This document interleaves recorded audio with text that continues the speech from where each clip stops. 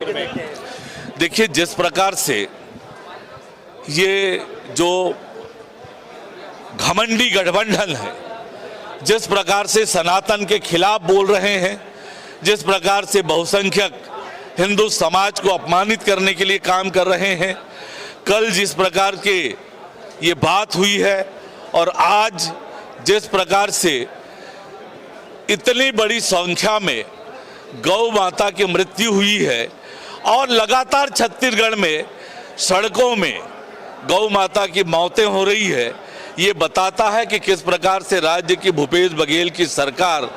इस प्रकार के कृत्य कर रही है। जनता कभी माफ नहीं करेगी। गौ माता की ये जो मौत हुई है, इसकी कोई दोषी है तो राज्य की भूपेश सरकार है, कांग्रेस पार्टी है।